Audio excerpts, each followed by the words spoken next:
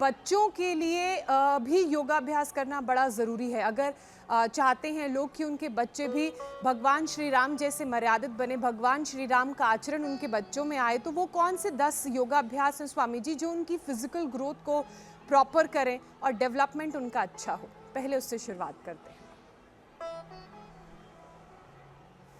एक तो बच्चों को भस्त्रिका, कपालभाति, अनुलोम विलोम करो सब सन्यासी। भस्त्रिका कपालभाति हम कर ही रहे थे।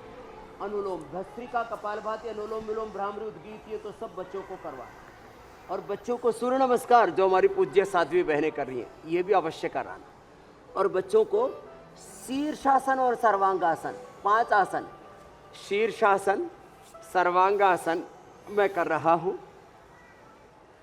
हलासन, चक्रासन आप करो बेटियों, चक्रासन और पश्चिमोत्तानासन। बच्चे तो चक्रासन, पूर्ण चक्रासन, पश्चिमोत्तानासन के साथ साथ भूनमनासन भी कर लेते हैं। तो सब बच्चों को सर्वांगासन, हलासन, चक्रासन और पश्चिमोत्तानासन, शीर्षासन। शीर्षासन, सर्वांगासन, हलासन, चक्रासन, पश्चिमोत्तानासन जो मंच पर हम यहाँ परफॉर्म कर रहे हैं, एक एक आसन को 1-1, 2-2 मिनट जो बच्चे कर लेंगे, उस शरीर से बलवान होंगे, मस्तिष्क से प्रज्ञावान होंगे, बुद्धिमान होंगे, हृदय से श्रद्धावान, आचरण से शीलवान होंगे, जीवन में चरित्रवान होंगे, महान होंगे। सब माता पिता यही तो चाहते हैं, उनके बच्चे बलवान हो, प्रज्ञावान हो, श्रद्धावान हो, शीलवान हो, चरित्रवान हो, महान हो। उनके भीतर वो व्यक्तित्व, वो चरित्र, वो नेतृत्व पैदा हो, जिससे कि उनके कुल वंश की, ऋषि वंश की और इस भारतवर्ष की महिमा बढ़े। योग से ऐसे बच्चे तैयार होंगे, वो योगी बच्चे होंगे, रोगी बच्चे नहीं होंगे, वो उपयोगी होंगे अपने कुलवंश के लिए। हाँ, तो ये अभ्यास तो सबको करने। बच्चों को जो अंडरवेट है उनको अश्वगंधा सतावर, जिनकी इम्यूनिटी कम है उनको इम्यूनोग्रिट पाउडर, बटी आदि दें। जो बच्चे ओवरवेट है उनको थोड़ा वेट को दे दें, शाक सब्जियाँ ज़्यादा प्रयोग कराएं, थोड़ा मीठा कम कर दें, नमक कम कर दें। हाँ, बच्चों को जंक फूड से तो बचाना पड़ेगा। आजकल बच्चे बहुत ज़्यादा जंक फूड खाने लग गए। बच्चों को अपनी संस्कृति, अपने संस्कारों से जोड़ना होगा, और ये योग उसका आधार है। इसलिए मैं कहता हूँ, एक योग में स्वस्थ, रोग मुक्त, नशा मुक्त, व्यसन मुक्त, प्रमाद मुक्त, सब प्रकार के विकारों से मुक्त और सब प्रकार की दिव्यताओं से युक्त जीवन जीने का साधन है।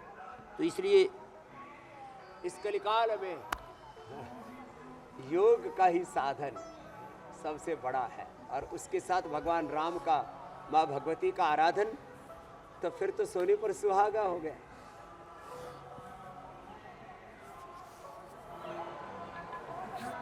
अब स्वामी जी, अच्छी सेहत के लिए तो सबसे ज़्यादा ज़रूरी है कि अपना लाइफस्टाइल भी हम ठीक करें, और ख़ास तौर पे है कि बचपन से अगर बच्चों में अच्छे गुण आएंगे और अच्छी लाइफस्टाइल उनको आप बताएंगे, जो माँ बाप को भी एक्चुअली फॉलो करना पड़ेगा, तभी जाके शायद वो सीख पाएंगे। और इस नेक काम की शुरुआत करने का तो जो लोग शुगर, हाइपरटेंशन से परेशान हैं, उनके लिए बहुत ज़रूरी हो जाता है।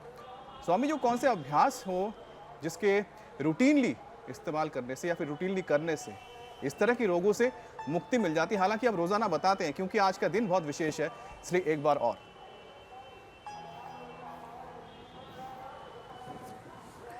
तो देखो, मंडूकासन, योग मुद्रासन, ये तो हमारी रूटीन के अभ्यास होने ही चाहिए। बैठ करके मंडूकासन, योग मुद्रासन, उल्टे लेट के भुजंगासन, सर्वासन, और सीधे लेट के मरकटासन, पवन मुक्तासन, ये तो न्यूनतम अभ्यास करने ही करने।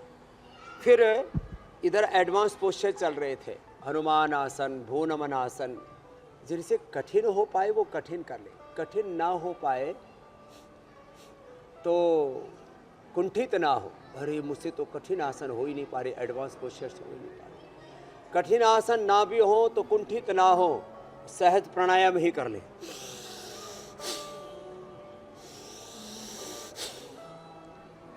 अब देखो, मात्र भस्त्रिका करने से अस्थमा, कफ, कोल्ड, दमा, ओबेसिटी, कैंसर जैसे रोगों से मुक्त हो सकते हैं। कितनी बड़ी बात है।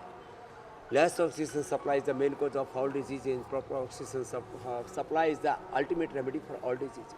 अब किसी को शुगर है तो मंडूकासन करो बेटियों, मंडूकासन, और एक पवन मुक्तासन कर लो। अब देखो पवन मुक्तासन, मंडूकासन, इसी मधुमेह से मुक्त हो जाते, पेनक्रियास के डीजनरेटिव सेल रीजिविनेट हो जाते हैं। शीतली शीतकारी अनुलोम विलोम भ्रामरी उद्गीत से बीपी से मुक्त हो जाते हैं। लौकी का जूस थोड़ा पिला देते हैं।